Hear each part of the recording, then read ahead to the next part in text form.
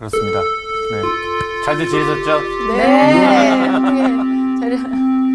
안녕하세요. 안녕하세요. 예, 그동안 평안하셨습니까? 네. 우리가 지난주 1강에는 첫걸음의 설렘이 우리 안에 지금도 있는가라는 말씀을 드렸습니다. 뭐 기억나는 것 있으세요? 예. 저는 그 베이스 캠프를 빗대서 하셨던 말씀이 기억이 납니다. 그 인생을 이제 등산에 빗댔을 때 어느 정도의 지점에 다르면 베이스 캠프를 차려야 한다. 그래야 정상을 향해 올라가다가 뭐가 어렵고 힘들 때 다시 베이스 캠프로 내려와서 마음을 잡고 다시 계획을 짜고 다시 올라갈 수 있는데 저희들은 그런 베이스 캠프가 이제 신앙이다라는 그런 말씀을 해주셨던 게 기억이 참 납니다. 우리의 베이스 캠프는 예수님과 나와 만나는 그 만남의 경험들, 그게 우리의 베이스 캠프죠. 근데 늘 첫걸음이 예수님을 생각하면 첫걸음이 돼요. 그러니까 지금도 예수님 생각하면 다시 첫걸음으로 시작할 수가 있죠. 예.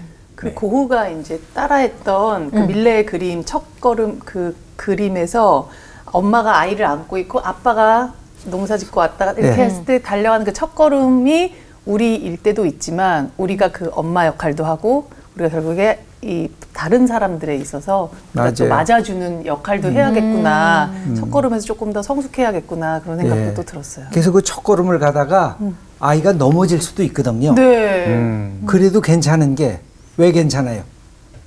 엄마와 아빠가 있으니까. 맞아요. 그러니까 그게 우리가 갖고 있는 하나님에 대한 신뢰라고 할 수가 있죠. 예, 또 저는 미켈란젤로의 천지창조 그래서 예, 그냥 얘기를 하셔도 돼요. 예. 그럼 저는 샤갈의 그림에서 아니야, 자기 주장을 그냥 얘기하는 게 좋은 거예요. 미켈란젤로의 천지창조 그림에서 그 하나님 옆에 있는 여자가 하와라고 하와일 수 있는 가능성이 있다고 하셨던 그게 처음 알았던 거여서 되게 신기했습니다. 그럼 하나님이 준비를 미리 하신 거죠. 아담을 준비하시고 그다음에 하와를 준비하시고 그리고 저는 미켈란젤로의 그림을 보면 어떻게 하나님을 인간의 모습으로 그렸을까. 근데 거꾸로 우리가 하나님의 형상이니까 거꾸로 그린 거죠. 아니 저도 너무 좀 깜짝 놀란 게 저도 미켈란젤로의 그 천지창조가 정말 기억에 남았던 게 내 모습하고 똑같은 모습이 바로 하나님의 모습이다. 근데 하나님이 나를 위한 그 선물로 그 사람 그 짝을 이렇게 예비를 하고 계셨구나라는 게 그게 되게 감동적이었어요. 그리고 그렇게 유명한 대단한 화가들이 신앙이 좋다는 거를 생각을 못했는데 그 신앙이 그냥 작품에 배어 나오는 게 너무 신기했어요. 어떻게 보면 미켈란젤로가 그때 당대의 교황보다도 더 하나님에 대한 사랑과 열정이 더 가득했다고도 할 수가 있습니다. 오늘 수업 명화로 알아보는 나의 영성지수 2강 생각하는 신앙. 오늘은 새로운 주제입니다. 생각하는 존재인 내가 그 생각이 기도로 승화할 수 있는 영성을 지니고 있는가. 그것입니다. 생각하는 게 굉장히 중요한데 그 무슨 뜻이에요?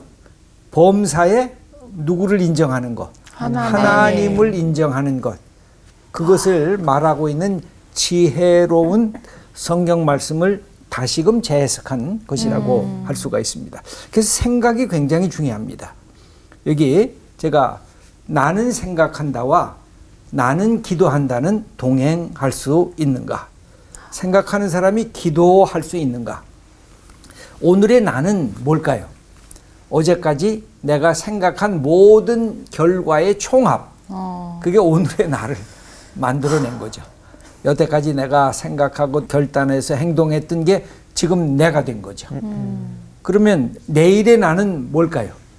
오늘 지금 내가 생각하는 것, 이걸 어떻게 생각하고 결정하고 행동하느냐에 따라서 내일의 내가 어떤 존재로 태어날 수 있는가가 확인되고 결정될 수 있다는 것입니다. 그 점에서 생각이란 너무너무 중요한 것입니다. 내 마음에 품은 생각이 사실은 내 성품을 만들죠. 그리고 내 성격과 인격을 만들어냅니다. 그래서 우리가 어떤 기질이 있지만 생각을 자기 스스로 자꾸만 하다 보면 내 기질조차도 성품으로 승화되고 변화시킬 수가 있습니다. 완벽하게 다른 인간이 되기는 쉽지 않겠지만 이 생각한다는 것은 강력하게 우리에게 영향을 미치는 하나님의 주신 소중한 선물이라고 할 수가 있습니다. 파스칼의 이야기가 있는데 한번 홍가람님 읽어주시죠. 인간은 자연 속에서도 가장 연약한 갈대이다. 그러나 생각하는 갈대이다. 예. 갈대는 흔들리지 않아요. 바람이 이쪽으로 불면 이쪽으로, 네. 동쪽에서 불면 서쪽으로. 이게 흔들리는 갈대, 우리가 연약한 존재를 갈대라고, 특별히 여성을 네, 갈대라고 맞아. 표현한 적도 있었잖아요. 네. 근데 갈대인데 무엇하는 갈대? 생각하는 갈대, 생각이 있는 갈대다. 그래서 인간은 다른 모든 동물들보다 위대한 것이 생각하는 존재이기 때문에 그렇습니다. 그런데 이렇게 생각이 중요한데 나의 생각이 정말로 하나님을 향한 기도로 바뀌어질 수 있을까? 그러면 그 생각이 굉장히 거대한 하나님과 나와의 관계적 생각으로 바뀌어지게 되는 것입니다. 생각이란 주로 자기 혼자 머물러 있잖아요. 자기 머릿속에 머물러 있고 내 삶 속에 머물러 있는데 이것이 기도가 되는 순간에 하나님의 생각과 내 생각이 맞물려지면서 새로운 생각을 만들어내고 새로운 행동을 만들어내는 그런 결실을 얻게 된다는 것이죠. 그래서 생각을 교만한 마음으로 부풀리면 욕망과 환상이 됩니다. 네. 근데 반대로 겸손한 마음으로 확대하면 묵상과 기도가 됩니다. 그러니까 내가 생각하는 것을 내가 겸손한 마음으로 다시 하면 아름다운 기도가 되고 아름다운 고백과 찬송으로 바뀌어질 수가 있습니다. 존 스토트가 이런 재미있는 말을 합니다. 여윤정님 한번 읽어주시죠. 지적으로 회심하지 않는 사람은 누구든 참으로 회심한 것이 아니다. 그리고 주님이신 예수님의 권위에 자신의 지성을 굴복시키지 않은 사람은 지적으로 회심했다고 주장할 수 없다. 예, 생각하는 능력을 예수 그리스도의 지성에 내가 맞물려져야 진짜 회심이 일어나고 진짜 지성인 될 수 있다는 것이죠. 이게 존 스타트의 말입니다. 그래서 제가 두 번째로 생각에서 탄식으로 가야 기도가 생겨집니다. 묘한 것은 네. 생각에서 탄식이 안 나오면 이 교만한 욕망으로 이게 바뀌어지는데 생각하다가 탄식이 나오면 그때 기도할 수 있는 계기가 됩니다. 제가 오늘 첫 번째 소개할 그림은 로댕, 여러분이 너무나 잘 아는 조각가입니다. 이 생각하는 사람,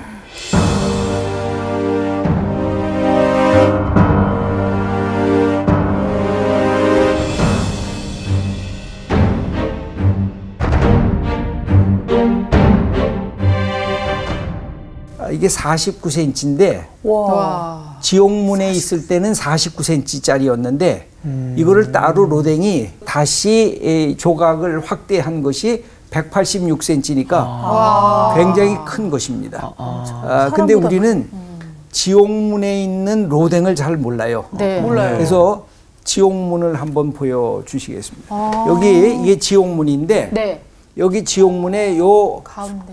문지기처럼 지옥에 있는 사람들을 이렇게 내려다보면서 이게 생각하는 사람이 본래는 로댕이 단테의 신곡에 네. 깊은 감동을 받아가지고 그 신곡을 여러 번 읽었어요. 근데 제일 앞부분이 지옥편이 나오거든요. 네. 지옥편의 문에는 뭐가 쓰여져 있느냐면 여기 들어오는 자는 희망을 버려라. 그 지옥이 바로 뭐예요? 뭐가 없는 곳이 지옥일까요? 희망. 희망이 없는 곳이 지옥이에요. 최악이다. 여러분의 마음속에 희망이 없으면 그게 지옥이라고. 네. 근데 희망이 마음속에 있으면 아직도 절망하면 안 되죠. 그렇죠. 나 다시 시작할 수 있어. 내가 지금은 이 바닥을 치고 있지만 나는 지금 깊은 저 골짜기 속에 빠져 있지만 나 희망이 있어. 그럼 어떻게 해요? 그러니까 예수님이 우리의 소망 아니에요. 네. 우리의 희망 아니에요. 근데 이 지옥문에 쓰여진 이 팻말은 여기 들어오는 자 희망을 버려라. 그러니까 희망이 없는 밑바닥에 떨어진 그 목록을 쫙 기록하면서 맨 밑바닥에는 뭐가 있냐면 배반자가 있습니다. 그러니까 배반자가 지옥의 그 층계 중에서 제일 밑바닥에 떨어져 있는 그 존재가 배반자인데 여기에 많은 그림들이 들어가져 있어요.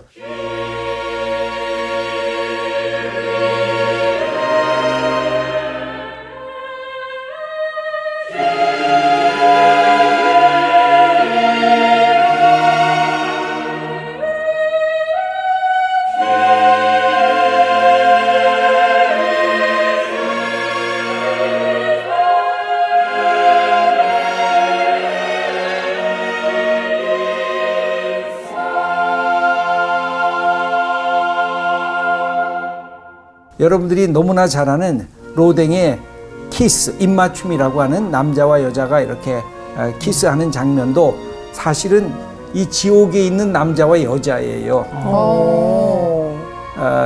그게 누구냐면 파울로라고 하는 남자와 네. 프란체스카라고 하는 여자가 바로 사실은 동생과 형수의 불륜 관계예요. 그러니까 우리는 그것이 아름답게 보여줘서 아주 멋지게 남자와 여자가 키스한다라는 것으로 받아들이지만 원래는 지옥에 떨어진 남자와 여자의 모습을, 그래서 바로 형한테 이 두 사람은 다 죽임을 당하게 되는데 비극적인 그런 이야기이죠.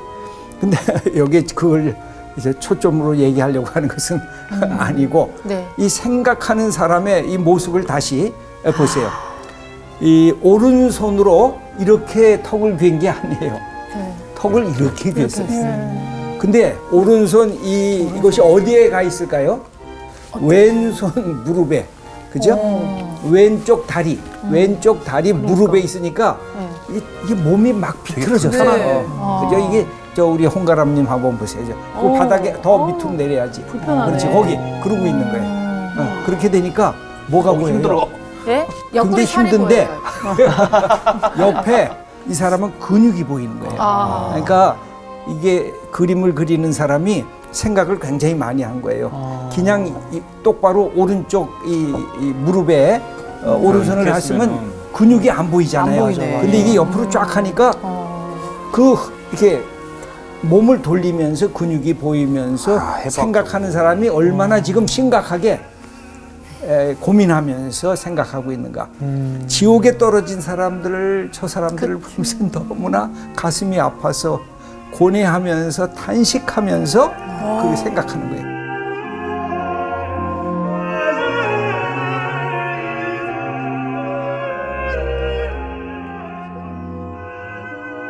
이렇게 탄식하고 있는데 이 탄식이 누구와 마주치게 되면, 하나님과 마주치게 되면 그때부터 탄식이 뭘로 바뀌어요? 기도로 바뀌어요.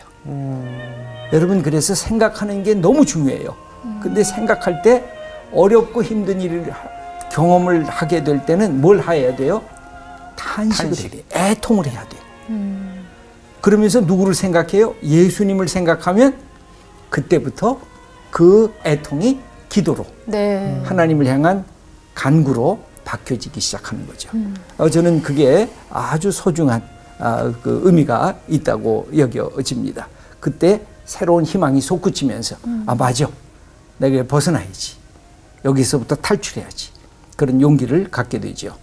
그 톨스토이의 글이 있는데, 안수지님. 네.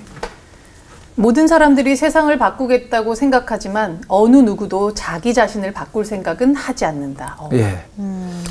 이게 대부분의 많은 사람들이, 포부를 많이 가진 사람들이 갖고 있는 특징, 나 세상을 바꿀 거야. 나 이거 이렇게 할 거야. 가정에서도 그러잖아요. 나 우리 가정을 바꿀 거야. 근데 사실은 누가 바뀌어줘야 돼요? 자신. 내가 바뀌어줘야 되죠. 우리가 교회를 내가 바꿀 거야. 근데 누구부터 바꿔야 돼요? 나부터 바꿔야죠. 이 생각의 중요성이 나로부터 시작되는 것의 의미를 아주 잘 우리가 확인할 수가 있겠습니다. 그 다음에 두 번째 생각하는 그림을 여러분들하고 같이 나누겠습니다. 렘브란트의 마태와 천사라고 하는 그런 그림입니다.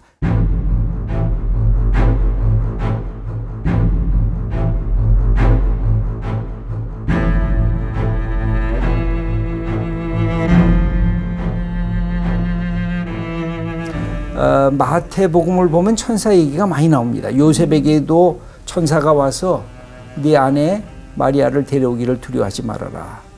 또 동방 박사에게도 천사가 나타나서 너 헤롯 왕에게 가지 말아라. 또 유혹을 받고 승리한 예수님에게도 천사가 다가와서 시중드는 모습이 기록이 되어져 있습니다. 그래서 여기 보면 렘브란트가 마태라고 하는 복음서 기자를 염두에 두고 그릴 때 바로 천사가 옆에서 속삭이는 것처럼 그렇게 그렸습니다.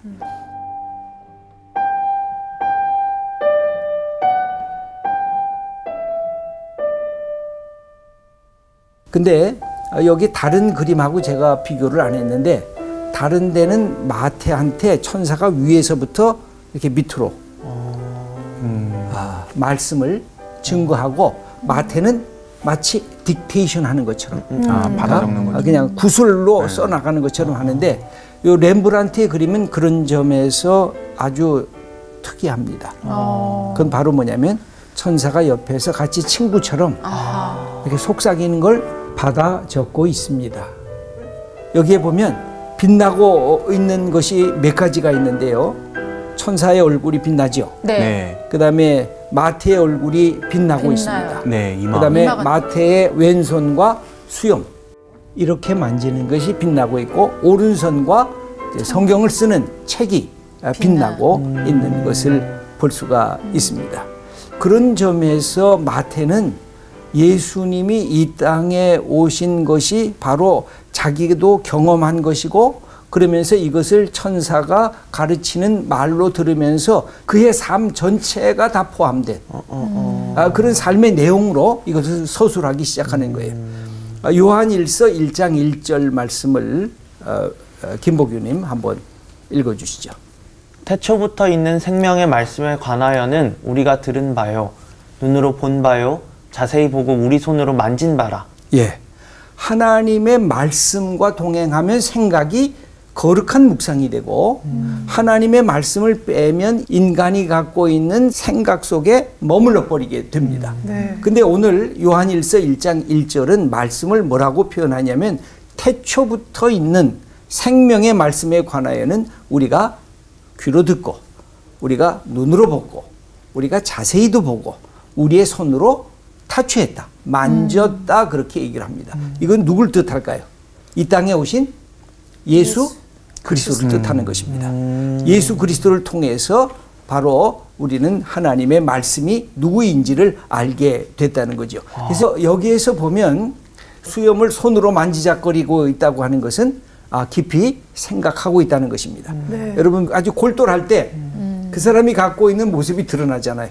여기서는 수염을 만지면서 앞을 향해서 뚜렷하게 보면서 이거 뭐 어떻게 해야지? 하고 천사의 소근거림과 자기의 생각을 덧붙여서 함께 이 책을 써 나가고 있는 것을 볼 수가 있습니다. 여기에 시편 119편 97절 말씀 홍가람님 한번 읽어주시죠. 내가 주의 법을 어찌 그리 사랑하는지요. 내가 그것을 종일 작은 소리로 읊조리나이다. 예, 그냥 말씀을 거의 외우다시피 해가지고 말씀을 계속해서 이렇게 묵상하는 게 말씀을 계속 읽어 나가는 것입니다. 그래서 저는 신앙생활할 때 성도님들에게 요청하는 것은 예수님과 성령님과 끊임없이 대화하라는 거예요. 네. 내가 이거 어떻게 할까요? 내가 오늘은 무엇을 해야 되는데 이걸 내가 잘할 수 있을까요? 난 노래 부르는데 이 노래 어떻게 해야지 그 가사가 잘 살아날까요? 내가 어떤 말을 해야 되는데 그 말을 바르게 잘 전달할 수 있을까요? 저는 예수 믿으면 예수님과 성령님과 끊임없이 대화하는 존재가 되었으면 좋겠어요. 주일날만 와서 예배드리고 찬양하면서 하나님과 대화하는 게 아니라 삶 자체도 네. 그러면 굉장히 내 삶이 뭐라 그럴까요? 이렇게 동행하는 기쁨 그런 것을 경험할 수 있는 축복을 우리가 얻게 되는 것입니다. 그래서 생각이 기도로 승화될 수 있게 만들어라 하는 것이 오늘 두 번째 그림입니다. 그 다음에 세 번째 그림을 함께 나눠보도록 하겠습니다.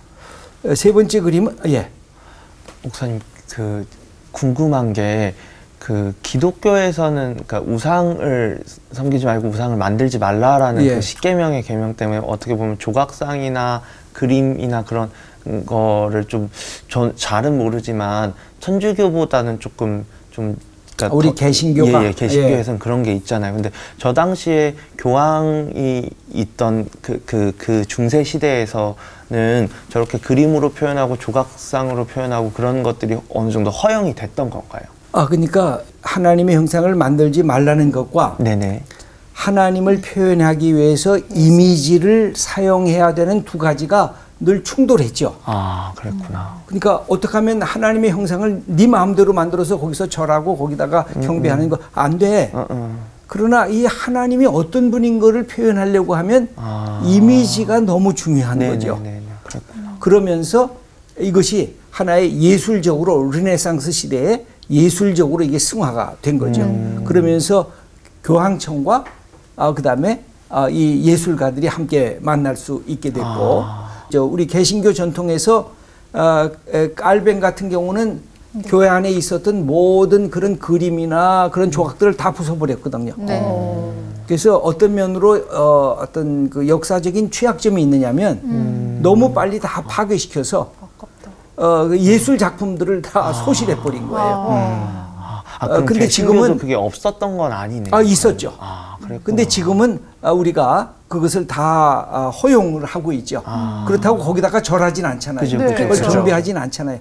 그래서 지금 뭐가 나타나요? 여러분이 아이콘이라고 해서 컴퓨터를 보면 아이콘이 다 이렇게 발생하잖아요.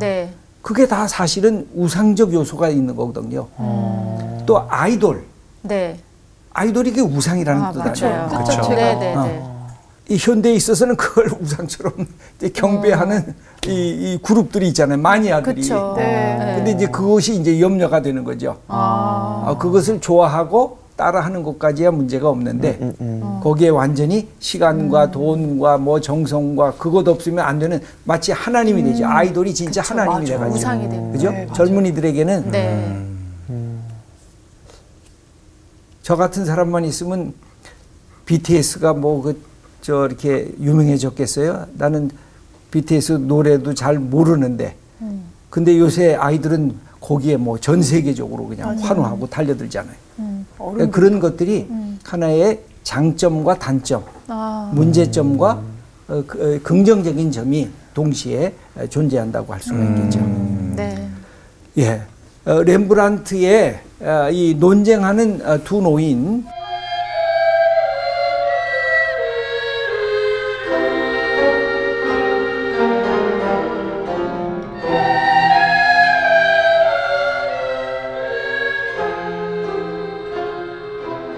흥미로운 것은 여기에 촛불이 있어요.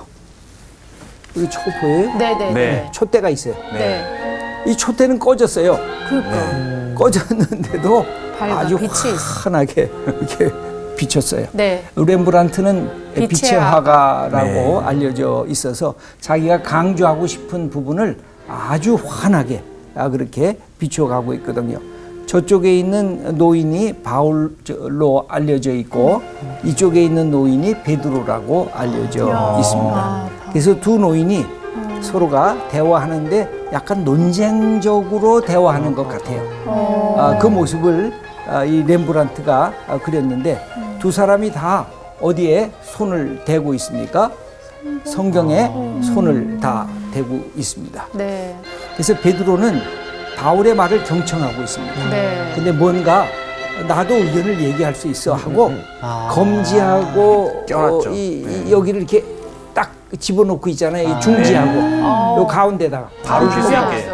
그죠? 얘기할 그래서 바울이 뭐라 그러면 야 여기에 다른 구절도 있어 이렇게 얘기하려고 하듯이 네네. 서로 이 초대교회 아주 거장인 두 사도가 서로가 대화하면서 약간 서로 다투는 느낌을 갖게 하는 그런 재밌는 그림입니다. 저는 여기에서 뭘 같이 얘기할 수 있냐면 예수님을 믿어도 생각이 서로 다를 수가 있을까 하는 것입니다. 두 사람 예수를 믿어도 네. 어떻게 생각이 좀 다를 때가 있더라고요. 있죠? 네, 많이 있어요. 그때 어떻게 해요? 그 좀 이렇게 서로 얘기를 좀 나눠보죠. 그래서 예. 솔직히 말씀드리면 결론이 난 적은 없는데 예. 서로 존중하는 선에서. 예. 네네네. 그래서 예수님을 믿어도 다른 의견을 가질 수가 있어요. 한번 그러나 우리가 초대교회 모습을 보시면 흥미로울 것 같아요. 그래서 여기에 주도하는 게 베드로는 뒷면만 보이잖아요. 그렇죠. 네. 바울은 전면으로 이건 이런 거야 그랬더니 베드로가 아니야 이런 것도 있어 하고 이제 얘기하려고 하는 그런 모습을 보여주고 있습니다. 그래서 성경을 한번 보도록 하겠습니다. 예. 근데 저게 성경책이잖아요. 예. 근데 베드로와 바울 시대에 저런 성경책이 예리하시네요. 네. 없었을 거. 예, 저런 성경책이 없었죠. 네. 그때는 파피루스라든지 그죠. 양피지 같은 성경책이 있었죠. 그러니까 저렇게 할 수 있는 거는 완전히 렘브란트의 새로운 창작의 의도라고 할 수가 있죠. 이미 그래서 그 다른 것을 저렇게 두꺼운 우리 종이 이 성경으로 표현하고 있다고 우리가 볼 수가 있을 것입니다. 베드로와 바울 당시에는 저런 성경은 없었죠. 안수 씨. 와. 예, 예리한 눈이셨습니다.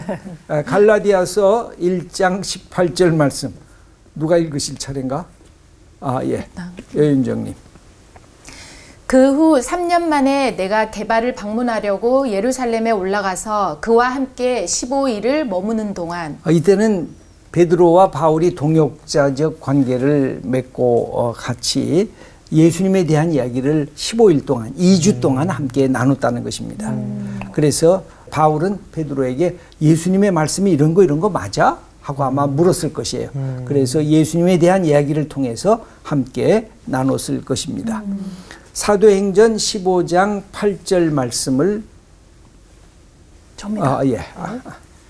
또 마음을 아시는 하나님이 우리에게와 같이 그들에게도 성령을 주어 증언하시고 믿음으로 그들의 마음을 깨끗이 하사 그들이나 우리나 차별하지 아니하셨느니라. 이 본문은 안디옥 교회와 예루살렘 교회가 서로 신앙의 내용이 조금 상이해졌습니다. 안디옥 교회는 오직 믿음으로만 구원을 받는다.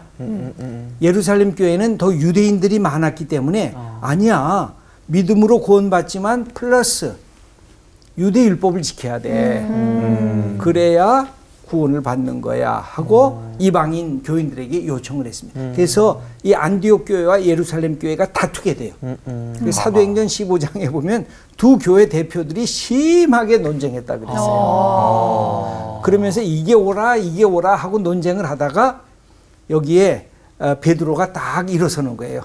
그러면서 지금 그 말씀을 우리 안수지님이 읽어주신 그 말씀을 하는 거예요. 우리에게와 같이 그들에게도 성령을 주었다. 그래서 믿음으로 그들의 마음을 깨끗하게 하사 그들이나 우리나, 그러니까 우리 유대인들이나 이방 그리스도인이나 뭐가 없어요? 차별하지 아니하느니라. 그래서 똑같이 하나님 앞에서 하나님의 자녀가 되는 거야. 여기에서는 바울과 베드로가 일치가 됐습니다. 그런데 논쟁하는 바울과 베드로의 모습이 나타나는데 갈라디아서 2장 11절 제가 조금 길어서 제가 읽어보겠습니다. 게바가 안디옥에 이르렀을 때에 책망받을 일이 있기로 내가 그를 대면하여 책망하였노라. 그러므로 나는 그들이 복음의 진리를 따라 바르게 행하지 아니함을 보고 모든 자 앞에서 게바에게 이르되 네가 유대인으로서 이방인을 따르고 유대인답게 살지 아니하면서 어찌하여 억지로 이방인을 유대인답게 살게 하려느냐 하였노라. 아주 저는 이것을 갖다 뭐라고 표현했냐면 초대교회 하극상이라고 표현을 했어요. 네. 다른 사람이 그렇게 존경하고 사랑하는 베드로 앞에 가서 당신 복음의 진리대로 행하지 아니했습니다 하고 선포한 거예요. 왜 그랬을까요? 같이 이방인 그리스도인들과 함께 식탁 교제를 하고 있었어요. 그런데 예루살렘에서 야고보가 파송한 사람이 도착했다는 소식이 들었어요. 네. 근데 예루살렘 교회는 뭘 강조해요? 이방 그리스도인들과 함께 밥 먹는 것은 그건 부정한 거야. 그러니까 조심해. 근데 그 인식을 갖고 있었던 베드로가 두 마음이 생긴 거예요. 네. 하나는 복음 안에서 나는 자유한데, 네. 근데 예루살렘에 파송한 사람들이 그걸 갖고 다시 가서 고발할까봐 걱정이 된 거예요. 그러니까 같이 밥 먹다가 이방인들하고 먹다가 네. 베드로가 슬쩍 일어나서 그냥 빠진 거예요. 네. 그 사람들한테 안 보이려고. 그러니까 그 모습을 보고 바울이 화가 난 거예요. 당신은 복음의 진리대로 행하지 않겠습니다. 이건 대단한, 그걸 갖다 서신에다까지 썼어요. 그러니까 2000년이 지난 오늘 우리들이 야 그때 베드로가 바울한테 야단 맞았구나 하는 사실을 성경에서 그래서 거기서 서로 다투는 장면이 나오는데 아마 하나요, 나중에? 베드로가 결국? 슬 빠지는 데는 여튼 일각에는 일각이 있지. 슬 빠지지. 그 예수님 또 사건 때도 네. 부인하고 근데- 이것도 약간 싹 빠지고 결국에는 바울과 베드로는 관계가 좋았죠. 개선이 그렇죠. 돼서요. 예. 같이 모든 것 서로가 인정하고 존중하고 그랬어요. 근데 이 갈라디아에서의 나오는 요 본문에서는 바울이 이거를 얘기하지 않으면 복음의 진리가 깨질 것 같은 위기를 느낀 거예요. 그래서 야고보에게서 온 사람이라고 해가지고 예수님의 동생인 야고보의 이름도 드러냈고 초대교회 가장 첫 번째 예수님의 제자였던 위대한 베드로의 이름도 끄집어냈어요. 당신들이 잘못했다. 그러니까 바울이 굉장히 용기 있는 사람이에요. 그러니까 예. 그럼 그 이후로 예루살렘 교회 그 야고보 그가 있었던 그 교회도 이방인들이랑 같이 밥 먹는 거에 있어서 풀어줬나요? 그러면? 그러니까 그것 때문에 계속 예루살렘 교회와 안디옥 교회는 갈등을 계속했어요. 그래서 바울이 쓴 편지마다 보면은 늘 그런 위기를 느꼈어요. 바로 유대인들이 예수 믿는다고 하면서 계속 바울을 고발하는 거예요. 그러니까 바울은 너무나 답답해서 자기가 그걸 계속해서 편지에다가 써요. 믿음으로 의롭게 되는 게 이게 진리다. 이걸 위해서 가니까 나를 괴롭히지 말아라 하고 계속. 갈라디아서 맨 마지막에 뭐라 그러냐면 내 몸에 예수님의 흔적이 있다. 고생하고 고난당하고 배고프고 그러면서 파선당했던 삶의 그 고통들이 몸에 이게 다 흔적들이 있다는 거예요. 날 좀 괴롭히지 말아라. 그러니까 이 유대인들, 특별히 유대 율법주의자들 또 부분적으로는 유대 그리스도인들이 계속해서 바울을 너는 진짜 사도가 아니잖아. 공격을 했어요. 네. 그래서 바울에게는 그런 위기감이 많이 있었습니다. 선생님 저 하나만 더 예. 듣겠습니다. 예. 저는 이 장면이 진짜 좀 충격적이었거든요. 예. 인간적으로 좀 바울이 심하지 않았나 이런 생각도 저는 했었거든요. 근데 이거에 대한 논쟁은 좀 없나요? 신학적으로는? 바울이 이건 바울이 옳은 거죠. 그치. 그러니까 너무 그래서 많은 사람 앞에서 망신을 주는 느낌이. 망신을 준 거죠. 네, 그러니까 좀 이렇게 불러서 선배님 좀 이렇게 좀 그렇게 말해서 바울을 잘 모르네. 바울이 여보세요. 바울은 대쪽 같은 사람이에요. 이건 나는 복음 좀- 앞에서 아주 대쪽 같은 사람이야. 뭔가 충고를 할 때는 조금 이렇게 좀 예의를 좀 갖추는 건 어땠을까요? 맞아요. 네. 그러니까 이제 우리 시대에서 보면 그게 맞는 아주 좋은 이제 매너라고 할 수가 있죠. 근데 바울은 이 모습을 보면서 다른 많은 사람들이 그런 잘못된 사고에 빠져들까봐. 네. 그럼 다른 사람들도 다 저 베드로처럼 행동하면 어떡하는가. 안 돼서 그렇게 여기서 큰 소리를 친 것이고, 그러나 베드로와 바울은 함께 모든 사역을 동행하게 되지요. 예. MBTI 앞에가 2였나 보다. 그럴 수도 있죠. 그래서 우리가 공동체 안에서도 갈등하고 논쟁하는 것은 나쁜 것이 아니에요. 갈등을 안 하는 게 오히려 문제예요. 그러니까 한 사람은 갑이 되고 한 사람은 계속 을이 되는 거예요. 맞아. 계속 그 갈등만 생기면 항상 저 사람이 이겨요. 맞아. 항상 저 사람은 져요. 그러면 그 만남과 공동체는 좋은 공동체가 안 돼요. 내가 이것이 싫고 이게 문제가 있으면 얘기를 이건 아닌 것 같아. 이건 바꿔야 돼. 그러면서 조절을 하고 그래서 갈등보다 더 큰 제3의 지점을 향해서 같이 가야 되는 거예요. 그 제3의 지점을 같이 발견할 수 있느냐. 그 제3의 지점이 뭘까요? 예수 그리스도. 그게 늘 중요해요. 제3의 지점. 예수 그리스도예요. 네. 마지막 그림을 여러분들하고 같이 나누겠습니다. 렘블란트.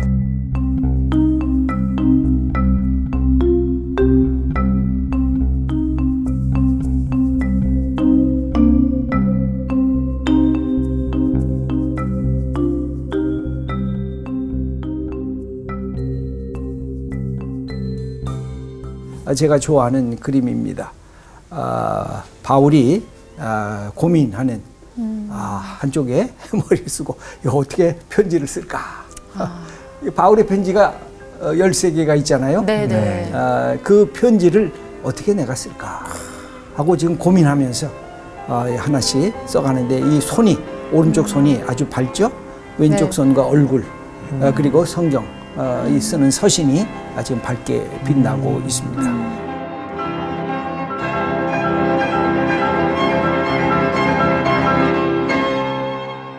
제가 그렇게 썼는데요. 바울은 생각하면서 행동했고 행동하면서 생각했다. 가장 깊이 생각하는 사람 바울은 가장 명백하게 행동할 수 있었다. 늘 저는 바울을 생각하면 가슴이 뜨거워집니다. 하나님이 사용하셨던 위대한 사도 바울은 행동했던 사람이지만 깊이 묵상하고 기도하면서 생각했던 사람이에요. 그래서 그의 생각이 기도가 되고 그의 기도가 그 아름다운 편지로 우리에게 전달되고 있는 것입니다. 마지막 적용하기를 해보겠습니다. 생각이 교만과 동행하면 뭐가 돼요?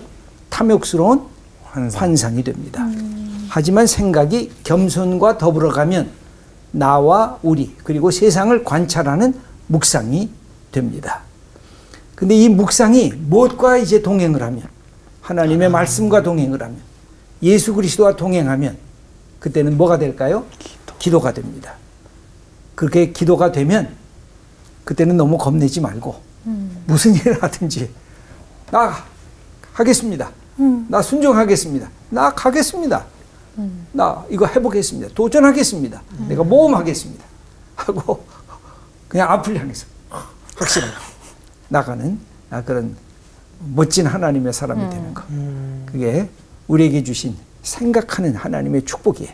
그래서 생각하고 때로는 탄식하지만 그래서 하나님과 인간하면서 기도하고 그리고는 뚜벅뚜벅 한 걸음씩 미래를 향해서 전진해 나가는 것.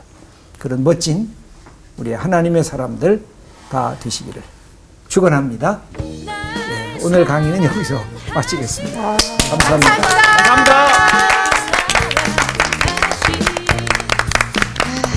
진짜 재밌다.